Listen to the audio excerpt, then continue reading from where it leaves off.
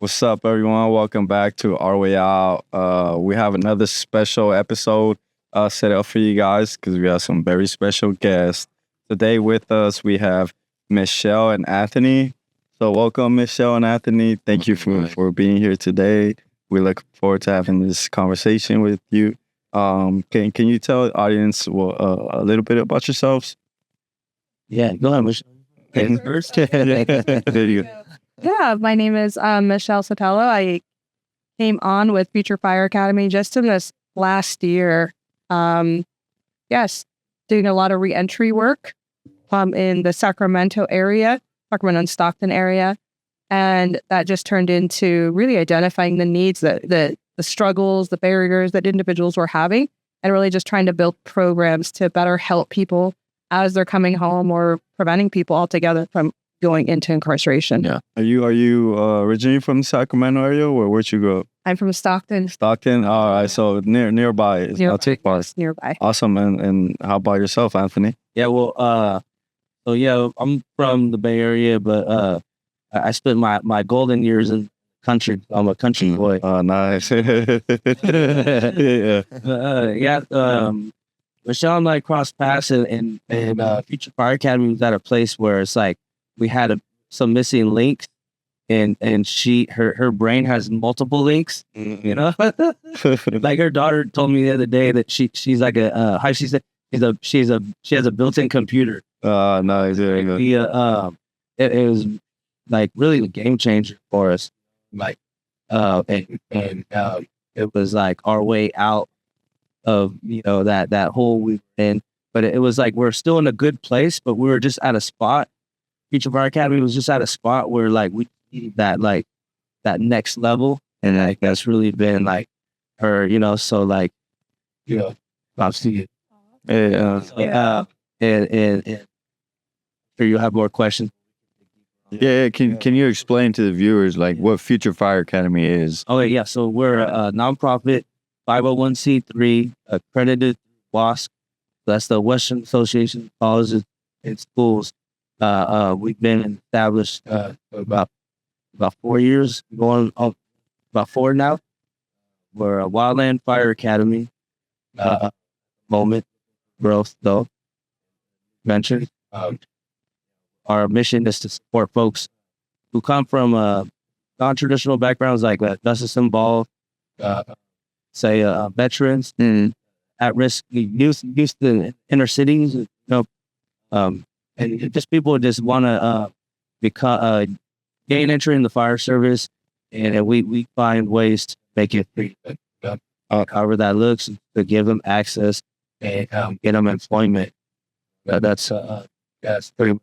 And do you have to be formally incarcerated to join FFA, or is it like at-risk kids before they even go to the system? Well, it's no, you don't have to be justice involved, but it's the ones who come from the justice system and that thrive the most, right? Like there's a breed that they come home hungry, and they're thriving in it and doing great and taking it to a whole nother level. And got statewide, nationwide, ones who go federal, hot shots, U.S. Forest Service, that's national department. So I'm sure we'll get into that more later. And what is the process to get into FFA? And once you're in, like, what is the program like? What do you like? How do you, upon completion, what are you doing in this program? Yeah, well, when folks, because we're starting to go, we're spread out through all Northern California. Plan on going, branching off now in the SoCal, and down here, and I've been down here. We're native of California, right? And so we've been down here. We're talking and like know that there's a need down here, and so see it. And a lot of our students come from SoCal. So if anything, like all they got to do is just apply and on the website futurefireacademy.org. Same thing with our Instagram, Fire Academy. Once they get in, then we have like a whole full out intake system that Michelle helped develop where, they apply, but when's the next academy at location. And then there's like a fire service we call conditions, actions, like a CAN report. Action and needs. So you give us your conditions, you let us know where you're at, name and everything. And then what actions are you doing about navigating that and help with that. And then needs, and that's obviously qualification, certification, and then how we're going to get you that. And then the steps that you need to help you get there and easier, smoother. And so it's not a hard transition to a new career path, like starving student, how we say, starving student, both like, especially for our folks, justice involved, it's hard. Yeah. Life. So it's just making it a little smoother and an easier transition. And in this program, you get all your certifications and stuff you need to be a firefighter. And then after that, you said they get jobs with CAL FIRE. Is that like the ultimate goal afterwards? Yeah. So CAL FIRE is our the nation's biggest fire department at the moment, and they just passed a thing where they're pushing to hire 2,500 extra additional staffing. So like that's the ultimate goal. State jobs are great jobs, and then on top of that, they come with retirement, pension, benefits and stuff. Yeah. And so much good benefits, good pay, and a lot of them are especially folks who come from fire camp program, firehouse programs, is they're used to working with CAL FIRE. So they see CAL FIRE, and that's most of it. That's all that they know. Yeah. And so then to apply with them, it's something that's a department they've been working with already. So it's something that's familiar. Familiar, and it's a goal. They want to go from the oranges to the yellow. Yeah. Make that. Yeah. Be able to feel that on them, that pride that they looked up to so long, however long that they were in it. Definitely, yes. And how does the program work? Like once you've been approved to be an FFA, how does it work? Like how long is the program? What do you expect as a student or a alumni? And yeah, Michelle, you want? Yeah. So just to backtrack a little bit, so there are some pre coursework that is required of individuals. We want to make sure, as I'll use in Anthony's terms here, they say skin in the game, that they put in a little something already, and it gets you familiar. It's like studying before class. They tell you, and I could be on chapter 2, you study it before, so it doesn't sound completely foreign. And then while they're there, it's currently 8 weekends, long days, usually 7 to 7 or some really close to those hours. After 8 weekends, they will leave with a total of 11 certifications they'll be firefighter 2 eligible to CAL FIRE. Okay. Other areas, as you mentioned, forestry and whatnot, but they are eligible completely, and it's beyond the minimum requirements that CAL FIRE gives. A little something extra as well on top of what those minimum requirements are. But, we built into it. So part of the growth in that is realizing, when you have a training program, you're training on that skill. Mm-hmm. But we started realizing that that's one piece. We want to send individuals that are qualified, that are good people, good employees, understand what it's like to clock in and fill out paperwork and ask for time off. And, I would say, for lack of better words, act right job and know the ins and outs of what a probationary period is. So we build more than just a training. We're building a full program, a program where individuals, understand all of that. And at the same time, working on enhancing the program by adding things to assess what their needs are. The analogy I always use is, I said, if somebody doesn't know where they're going to eat at tomorrow, where they're going to lay their head for bed, they'll never focus on a training where it's a job. It's just the reality. It won't happen. So building in, and that's where I came in to help build the program to more than just training, is to make sure that we're getting people that are ready, work ready, life ready, that we're identifying what their obstacles and their barriers are. We're addressing them through supportive services. As we're identifying them, we're meeting their needs, and we're getting them work ready. And also at the same time, you're building it so that there's that comfortableness. So they're like, man, I can count on Michelle. She came through for this. I can count on Anthony. He came through for this. So when an individual is struggling with something, they're more likely to pick up the phone and say, instead of, making a poor decision or making a decision that's like 50-50, I don't know if this is right or not, they're going to pick up the phone and ask for help. And that's where we've noticed some huge changes in our program. Attrition is lower now. We're getting people more successfully placed into jobs, and those jobs, when you're following the metrics, they're keeping the jobs. Yeah. So we're realizing that training is one thing, but full program is a whole other thing. Yeah, definitely. Tristan used to be a firefighter. Yeah, I was in Pine Grove Fire Camp, and I almost took that route, but I did do the film route. But it's learned a lot from it that I'll keep with me the rest of my life. So I'm grateful for that. But yeah, it's like this. It's like, I think we talked about the yesterday. Yeah. It's like that job, as a fireman. Yeah. Once always are. Yeah.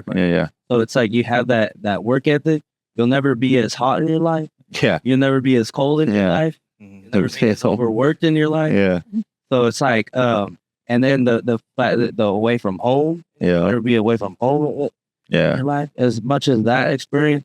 And so any career path you go in. It strengthens you physically and mentally to prepare you for any of that. Oh, yeah. This goes back to the breed, Yeah. Earlier, and I didn't mention to you yesterday, but I did time too. Yeah. Oh, okay. So is that kind of what drew you to not working with nonprofits and stuff like that? So I years rewinding back, I don't know if I skipped before. I don't know if that was a question. Nah, you good. Yeah. But this is your show. So it was like years back, when I was a knucklehead and still, and it's like, I know they say for men, not for you guys at least, but for women, their brain developed young, but for us, it's 24. So when I came into my crime, I was 23. So technically, I wasn't fully. You're pretty much there. Yeah, you're pretty much there. Technicality. Yeah. Months away. Yeah. And jokes aside, my mom didn't raise the thing I did, and so it was a stupid mistake. And I always tell her, she said, you were cornered like a lion and you were just put in this position where you had to do something. And I'm like, Mom, don't be the psychopath that's parent. Mike Myers or the villains Defending all the there's always it was his fault, Yeah. So I robbed the armored truck and then and so that's what put me away. And how much time did you do? It's 13 years at 85%. Yeah. And then so it's I had a good lawyer, and then she told me I know that there's some bills it's supposed to pass. A lot of people ARC and these folks that are really pushing for these bills, and I'm friends. I live with my next door neighbor's a legislator and so. I'm it's my mom gave her wedding ring, that my dad gave her. He passed away, but he gave her that. She gave that ring to the lawyer, for down. Yeah. And so it's so she invested in in my life. Because not to roll the dice with the public defender, remember they used to say public defender, Pretender, yeah. So anyway, and sure enough, there was after doing my sentence, starting up in the high level, Captain Money. We could talk about. Yeah. So Captain Money, he started high level, and worked his way down, and he just paroled. Into retirement. Yeah, that's same day like me, high level, the highest, and then work my way down. Did you go to fire camp? I went to the firehouse. Okay. Made firehouse. So every prison has a firehouse. Their mission, sole mission, is to protect and life and property. Firefighters' mission, but their main goal is the state property. Okay. So anything within the prison grounds. But not all of them do, but most do respond off prison grounds to the public. And so I was fortunate to be, unfortunate to be in a situation to make that statement. Yeah. But to be in that situation, I was very fortunate to be at a firehouse that was one of those ones that responded to the community. Mm-hmm. So my first fire was a structure fire. My first medical call was CPR on a baby. Oh, wow. My first trauma call was putting a tourniquet on a correctional officer who got sideswiped on his way to work and leg amputated. So, and that's the significance of the inmate firehouse program is like you're just thrown into it, you know. So, but to make a short story long, basically, you know that. So like, yeah, to answer your question, you know, like that's my route. It was the fire program, and it was like pretty much like patient zero, you know, like where you try by ear, you know, and then, but now at this point, after the bills did pass, I was able to leave that firehouse out, but I was there 3 years straight, you know, so and that's long, you know, but great experience that I was able to leave that, and then pretty much came home and then just learned the hard way, and then that's how the program developed. Was just like, well, when I started it, there was just like, well, what did I learn the hard way so I can make it better for others? That's where you got your inspiration from. Yeah. And then for me, is that honestly, is like after doing that grip of time like that and getting that skill, you know, that trade, you know, we call professional firefighters, but the old ways it was a trade. You know, it's a trade, you know? And so like I had no other choice. You know, it's like I can't go to college again. You know, at this age, like I gotta go and cut blazing, and not only that, but at the age, you know, like I can't go put in 25 years somewhere. Yeah. As well, I'm gonna be firefighting at what, you know, 60. Yeah. Like, so did I age myself? What about you, Michelle? What inspired you to get into this line of field? So what inspired me is I myself am formerly incarcerated. Being incarcerated, I always say, is the worst thing that ever happened to me. But also some good always has to come out of something bad, right? Lessons learned. And I realized that people, you know, I kept seeing the same people come back. When I'm asking people why, they're like, nobody will rent to me, nobody will hire me, my background. And it was all of that was new to me. So I literally came home on a mission. You know, I was more fortunate than most, you know, coming home, that I had, you know, income and so forth to come home to. But so I decided to go back to school and get another degree, and got a degree in political science and a minor in nonprofit. I knew what I wanted to do. I just didn't know how I was going to do it. So I volunteered for over 2 years in just nonprofits and reentry, and learned everything. I consider myself a professional volunteer. So much inside of facilities, outside, and then finally took a job in a workforce program. So getting individuals that were formerly incarcerated into jobs, and I was able to develop an entire program. And developing it, from beginning to end, you know, how do we identify what their issues are? How do we put them into the right training, into the right work? How do we support them the whole way through? And most importantly, how do we get them into work? How do we get employers to hire them? And I was very successful in that program, and then decided, and just one guy one day told me, I want to be a firefighter. So I'm like researching on Google, firefighter, fly. And how do I find future fire? And so I just pick up the phone and call, and Anthony answers, and I just start asking him. And at the time, his classes weren't full. And I said, well, that's a problem I can solve. Yeah. And just together, we just, you know, came together, started filling his cohorts, and just helping him along the way. And, you know, picked up the skill of grant writing, and was able to now write grants. And, you know, we have a political science degree, so I understand the law a lot better when it comes to change and how to make change happen. But that's what got me super, you know, passionate about the work that I do. Just too many people go back because they don't understand how to navigate the resources that are out there. And that's unfortunate. Or they have not yet found their voice. And I was like, well, I have a pretty big mouth. Let me be your voice and help you find your voice. And that's really what I did. And I still do it to this day. I stand up for others, and I kind of just show them how to navigate it and put the resources right in front of them and walk them, you know, through the entire process. And sometimes it could be hard to even just ask for help, to like admit that you can't do it on your own. Like, I need help. I feel like your pride gets in the way at times. Yeah. Especially coming out of prison. Just being like, you know, that stubborn, like I can do it on my own. Exactly. Yeah.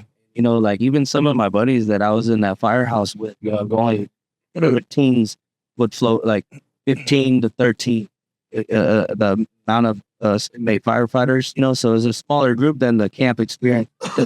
You guys are like 100 plus, Yeah, we got a lot of crews. you know, so like we were like real small, but like made us real closer, you know, and we're there all 3 years. So like when it's like since I've been home, like half of them are like, Yeah. because like suicide mostly, you know, they come home and they're still like that breed we mentioned, but it's just like there wasn't a pathway, Yeah. like opportunities, and like for me, like it was a struggle, you know, like I was homeless, sleeping in my car 6 months, you know, and in the snow too. It was winter. It was like fall to spring, and like, and just, you know, roughing it, and, you know, but still like, and so there was times where, you know, it's like, man, you know, when you do so much time and, you know, talking about where you're seeing people coming in and out, Yeah. Yeah. and then you're still there. That's You what. go home once. Yeah. And then when you're in that position where you're in limbo, where you're kind of like, you could go back, but, you know, where's that chance? You know, you just need a second chance, you know? And that's what we need sometimes. Like I tell some of my cadets, like, oh, you know, like when they graduate, you know, like, and I got it actually from a DTC alumni, and his speech was, he said, now go show the world what a man with a second chance could do, you know? And it's like, and that's all they need is that chance. Some folks, Yeah. and so that was an inspiration, you know, like that's how we relate, is like to be that for them. A lot of it, that's be the voice for the voiceless too, you know, still in camp. Mm-hmm. You know, how are we going to help them in the future for that? And is it men and women, or is it just strictly just men? Oh, men and women, yeah. Men and women. Oh, my God. We also we got a partnership with CCR, the California Department of Corrections and Rehabilitation, and that partnership is we go and teach the MCRP and the FCRP. So that's the male and the female reentry program. So it's, they serve the remainder of their sentence at a transitional house with an ankle monitor, and so minimum 2 years, and so and they wear civilian clothes like us, but they could be in the community, but they go back to a facility at night, you know, and they have the ankle monitor track, so the rest of their time there, so they can have a job or go to school like that. So they're spread out throughout the state houses, and there's correctional staff there and supervision and medical and everything they need, but it's more of like in the community. Yeah. And so like we put on academies for them, for the men's and the women. And so we had an all-women academy summertime. It was successful, great success out of that employment for them, the all-women, first ever all-women academy. Yeah. And I did research, and I never heard of any other one. So like it was first for us. But, Yeah. you know, and unless they prove different. Yeah. That's somebody shows it. You know, it'll just bring more attention to our group. Yeah. But yeah, That's awesome. We women in fire, and I'm a girl dad, you know, so like you know, love to see the women coming in, and you know, the thing is like they're like, you know, like so much like more like they're running our state, you know, as far as like state fire training goes, like California State Fire Marshal, the training is all ran by women leadership. So, you know, and they're the ones that do the curriculum for everything that we, Yeah. you know, so it's like they're really running shit. That's awesome. Yeah, for sure. Yeah. That's good. Yeah. Let's go. Love it. Yeah. And then, Michelle, you're also a part of Igniting Futures. Yeah, so we came up with the name a while back because, you know, fire is a wonderful, it's a career. It is a full-on career. But, you know, sometimes we get people that maybe fire's not for them. Yeah. So we started looking at, you know, what are some other things we can do? It started just like some talk and then an initiative.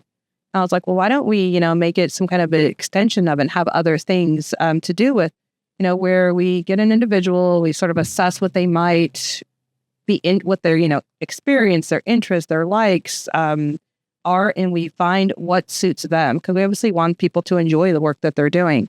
So we sort of built this initiative with other pieces to it, because we started realizing, you know, as I was doing some of the work with like other organizations like Prison Education Project, and we're doing reintegration academies, and then we started doing these like youth camps. We're like, there's other things that individuals need. When you expose people to new things, when you're putting individuals in settings that they've never been in before, just miraculous things happen. So we're like, why don't we have this other, sort of initiative? And we, knock on wood, hopefully by the time this shows, when we've heard that we got the grant for Igniting Futures, as long as we wrote a grant recently. But it's really, like I said, igniting, it's starting somewhere to begin your future. Yeah. So it could be, maybe you want to be a truck driver. Maybe you want to go into construction. Yeah. Or you want to be a chef. You want to be a chef. I don't want to learn, videography. Yeah. Videography. You have everything, you just don't know how to interview or how to put everything that you have into a resume. Yeah. And so it's a little bit of everything. It's, it's short-term academies to teach you all of that. It's putting you in trainings or certifications or teaching you how to interview, practicing with you. So it could be a lot of things. It's giving you, camps that we have. It's doing retreats. It's a whole lot of everything. That's really what Igniting Futures. And we thought it was suiting. The logo's pretty cool because it's actually the Future Fire logo, but just with we built Igniting Futures into that logo. Awesome. Oh yeah. So it's pretty cool. Yeah. And just really and we thought it was just suiting for everything that's happened with Future Fire Academy. So yeah. And it's like, we're like all been judged by our past. So it's like, the future part is like big. Yeah. And, paving a pathway for other folks' future.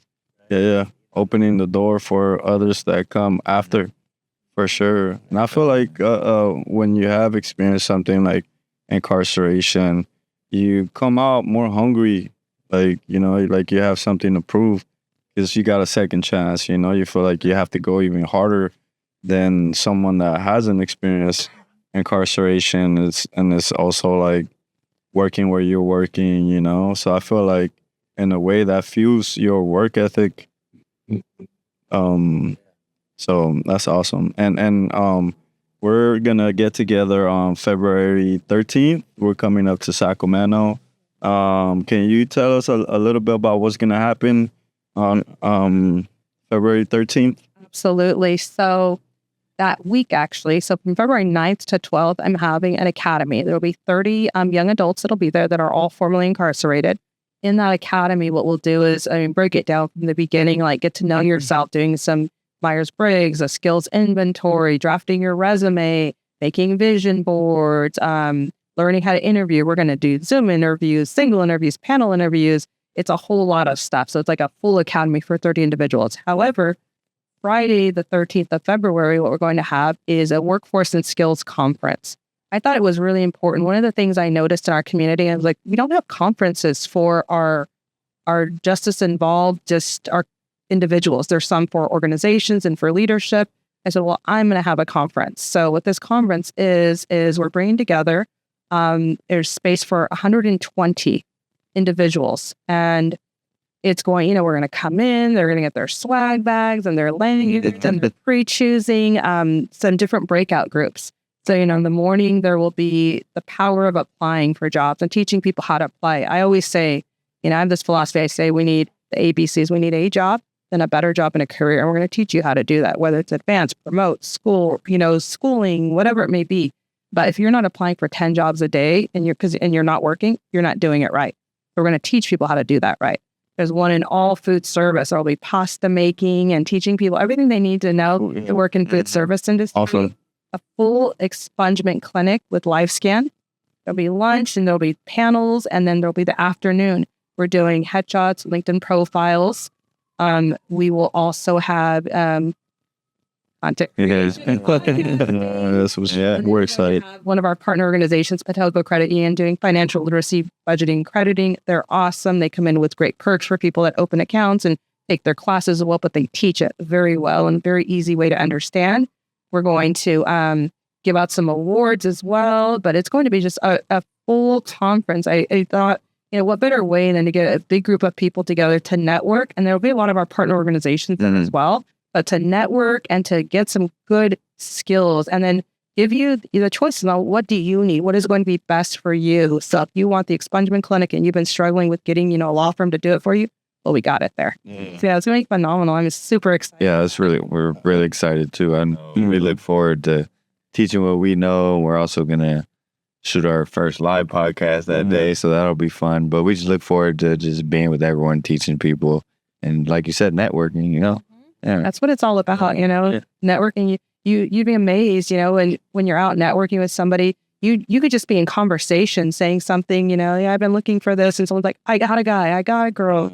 And that's how it happens. But, you know, you got to get out there. We got to, you know, sometimes the uncomfortable get people with making that they're comfortable. Yeah. And so that's really what it's about. Just So there's going to be 120 people that are coming for it. yes. Yeah. Do people get to sign up for it, or you already have like the people that are allowed to come? How does that work? So I have a flyer.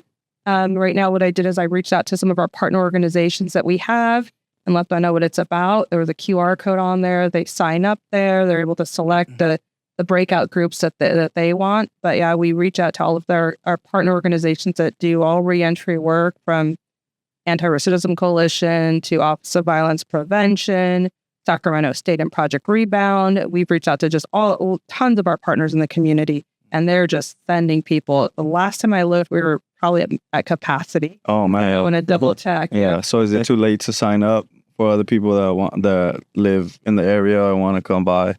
I always say no, it's never too late. Is it- That point, I just get a bigger room. Yeah. And I think you're recording it too. Yeah. Awesome. So how can people find it online, or if they want to sign up and take advantage of the resources? The easiest way would be to just email either myself, just to michelle@futurefireacademy.org, and I can give them the information. They can reach out to me directly, and I'd be more than happy to get them all the information they need and get them in attendance. Also, our partner organizations, you know, Office of Violence Prevention in Stockton, Project Rebound at Sacramento State, Anti-Recidivism Coalition, the Exodus Project, they all have the flyer and contact information. It's all posted in their offices as well. Awesome. And we're excited and looking forward to it, and a little nervous because we've never done, like you mentioned, we've never done a live podcast. But Be like that kid. Remember, I never been on national television. yeah. Good. Yeah. It'll be like when we first started it. Yeah. How it was. Yeah. But we're glad we have been, like, you know, getting more comfortable and practicing. Yeah. And our guest is our friend that you guys probably know, Jared Nava, who came out on they call us Monsters. He's a great guy and great speaker, so we're looking forward to catching up with him and seeing what his life has turned out to. Because I was incarcerated with him. Yeah. So and I haven't seen him since incarceration. Met him on a river trip. Yeah. I was able to go to New York with him, I think about 2 years ago. We went to Beyond the Bars conference. So I'll be going to again this year. Awesome. And like 3 weeks ago, or almost, we just got on the state Oh yeah. governor. Yeah. And so we're on the elevator, and I turn, and I'm like, why she got butt next? Yeah. And I was like, oh, Jared. Yeah. Really nice guy. Yeah, so we're looking forward to having him on and go live. Yeah. So what's you guys' goal for the next couple of years?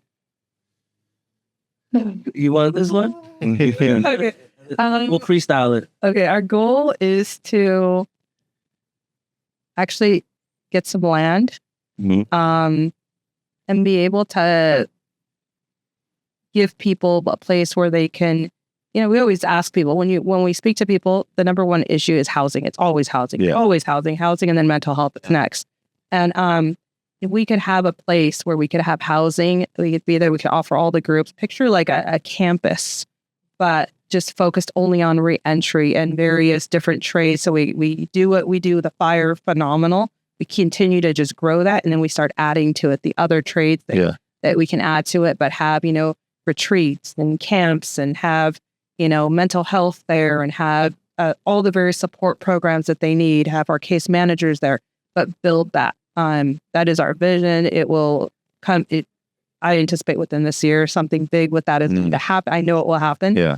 And just build that, and then have a full program with everything in one place that's needed, and have it in the middle of nowhere near water and expose people. I always feel like you're out in the forest. It's healing. It's just Yeah, it really is. nature, but that's really wanted away from get individuals away from the fastness of the city. Let's slow things down and let's take things step by step to address the root causes and issues that individuals are having. Yeah. And it's like, it ain't going to cost us much, if you think about it, like in the reason why the state invested in us, and like, because if it costs about $132,000 to house one inmate, like with that, we could do so much, Yeah. and then instead of having someone, that's 1 year, imagine How many years people, and that's only one person as well. So they're like, how many people are in another there? thing too is like back to the fire. It's a hot topic. It's obviously especially after last year. Yeah. Yeah. Fires you guys had down here. It's like it's a good opportunity for us to get in, but maybe some of them might come in a little older. Like maybe their sentence is long and that they want to try it, but it's like, hey, what? All right, you got a bad knee or something like that, or so. It's like let's try another opportunity. Mm-hmm. I just give up on them. Here's your only option. Yeah. Like, no, there's also like, cooking, because even on these campaign fires, firefighters got to get fed, got to leave the lights on, tech people got to come in, the media team got to come in. Like it's like a whole city there, Yeah. built in that usually fairground. At a base camp. Yeah. Yeah. That fire. So it's like, then like, always like the model of like the French Foreign Legion. Like anywhere, any country you come from, you show up there in France, you knock on the door. I think it's like they have a code, the 3 knocks or 6, and then you could sign up. But and no matter what time you show up to that, you get to the process. You get evaluated, like their intake. You get trained up, physical, medical, and then you go into the rotation, and then you end up finding a position in the Foreign Legion. You're part of their militia, and then we're not trying to create a militia. It's like where people, if you build it, they'll come. You want that system, community. They come to us wherever walks of life, and it's like it's an opportunity for them, and it's like it's the most healing. Like she said, being in the forest, and they did a study. They said out of all careers, which was the most like unique on the anxiety and most healing and therapeutic, and any job in the forest. Wow. So like unfortunately, when we show up, usually the forest is burnt. Can take them to a forest where it's like and it's an experience too. And like I mentioned, retreat about to experience one This weekend. it's like we're gonna learn ideas from that retreat. I've never been on a retreat. Yeah. But it's like finding out like what type of games, like the zip line thing, or it's like the axe throwing, or the archery, or how like find another thing, go-kart, what's the new games that they're playing, like it's like tennis, but No, like pickleball. yeah, That's the new. and then like arcade room, like stuff like that. Yeah. Yeah, and I've done the retreat once when I just came home, and it's one of the dopest memories I have, because you have a lot of like activities that kind of force you to bond and get to know like not only like your other peers, but like the staff members. Yeah. And at the end of it, you come out feeling like one big family, so. Exactly. And that's why we invited Captain Money to come too. Because, like how we have mentioned, he and even his son were talking, it's like, like when we go away, everyone's doing the time, including our family. Yeah. And technically when that man clocked in every day, he was doing fine. Because he was in the same environment and seeing the same stuff and part of the same. He opened a prison, and how dare you say prison? He opened it. And even for us, opening up a prison on the former inmate side, we're fighting over tables and chairs and workout benches, section and telephones, and he was putting out all those fires, Yeah. So for him to start from that and then be able to transition and like just talking to the son right now, like hearing like, his experience and seeing his dad's transition and change over the years and the way he used to be and how he transitioned out, it's like he paroled, Yeah. he paroled like us from these programs like the fire program, he was running all the state for the fire program, and like, so it's like a good mind like that should not be like put to waste and retired. Keep that momentum going. Yeah. We got big plans for him.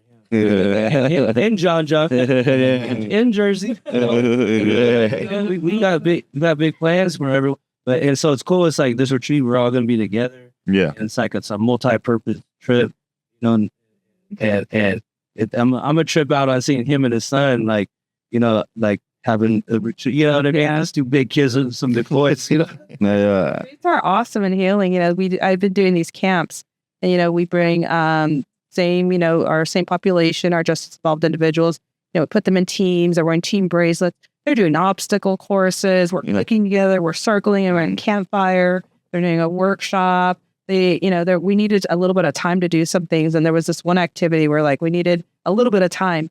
So one of our leads, he got a bag of balloons with string. He tied the 2 balloons around their ankles, and they were on the basketball court at the ARC Ranch in Fiddletown, and they're stomping him. It was last man standing. And I'm like watching this recording, and and they asked me at the end, what was your favorite part, Michelle? And I said, you're all young adults. You're not kids, but watching you guys be kids was my favorite part of this whole experience that we did for you guys. And they said, yeah, because we never got to be kids. And my heart was just, because it's the truth. A lot of people never got to be kids. And that last day of that camp, there were kids looking at us in the eyes with tears. I don't want to go back home. I don't want to go back to the city. I want to stay here. And it just broke my heart. And that, even made me know more so that we need something like what we're talking about. And that, getting individuals away from the everyday pressures and teaching them how to address those pressures when they get back home. Yeah. But we need that. It's mandatory. We absolutely need it. It's healing. Just be like, look, it's all fucked up. Home now. Let's start over. Come here and let's get you a career. And like, when you're off, come back, and pay it forward. Yeah. Instructor. We were built. Future Fire Academy's foundation was built on volunteers. People just coming out the kindness of their heart. And we've been in it over 4 years. I barely started paying myself Last year. Last year. Wow. 9 months ago.